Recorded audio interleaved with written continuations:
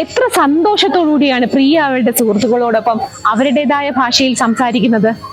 നമുക്കും അവരുടെ ഭാഷ മനസ്സിലാക്കാൻ കഴിഞ്ഞെങ്കിൽ, അവരോടൊപ്പം അതേ ഭാഷയിൽ തിരിച്ച് സംസാരിക്കാൻ കഴിഞ്ഞെങ്കിൽ അവരുടെ സന്തോഷങ്ങൾ നമുക്ക് മനസ്സിലാക്കാൻ കഴിയില്ലേ?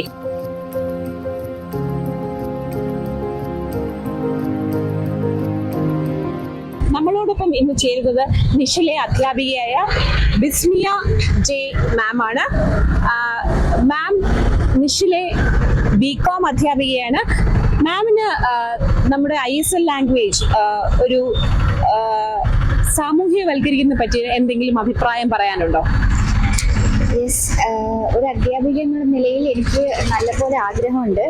ISL സ്കൂൾ ലെവലും കൊണ്ടുവരണം എന്ന് ആഗ്രഹമുണ്ട്. കുട്ടികൾക്ക് അവരുടെ നിത്യജീവിതത്തിൽ എന്തെങ്കിലുമൊക്കെ ഇങ്ങനത്തെ സമൂഹത്തിൽ സാധാരണ ആൾക്കാരോട് ഇടപഴകുമ്പോൾ എന്തെങ്കിലുമൊക്കെ പ്രശ്നങ്ങൾ അവർ പറയാറുണ്ടോ? അതിന് അവർക്ക് എന്തെങ്കിലും പറയാനുണ്ടോ എന്ന് നമുക്ക് നോക്കാം. ഓൾവേസ് ഞാൻ എക്സ്പീരിയൻസ് ചെയ്യുന്നത് വെച്ചാൽ, സാധാരണ നമ്മൾ എന്തെങ്കിലും അസുഖമായി ഡോക്ടറിനെ അടുത്ത് പോവുകയാണെങ്കിൽ അമ്മയോ ആരെങ്കിലും ഒക്കെ ആയിരിക്കും പോവുക, ഫാമിലിയിൽ ആരെങ്കിലും ഒപ്പം കൊണ്ട് പോകും. അപ്പോൾ ഡോക്ടർ സംസാരിക്കുന്നത് എന്താണെന്ന് ചോദിച്ചാൽ ഒന്നും എക്സ്പ്ലെയിൻ ചെയ്യുന്നില്ല. എൻ്റെ അസുഖം എന്താണെന്ന് അവിടെ എക്സ്പ്ലെയിൻ ചെയ്ത് കഴിഞ്ഞാൽ ആ മതി, തീർന്നു, മെഡിസിൻസ് തന്നു പോവാം എന്ന് പറയും. പക്ഷേ ഒരു കമ്മ്യൂണിക്കേഷൻ പ്രോബ്ലം അവർ സ്ട്രഗിൾ ചെയ്യുന്നുണ്ട്. ഡോക്ടർ എന്താ പറയുന്നതെന്ന് അവർക്ക് മനസ്സിലാവുന്നില്ല.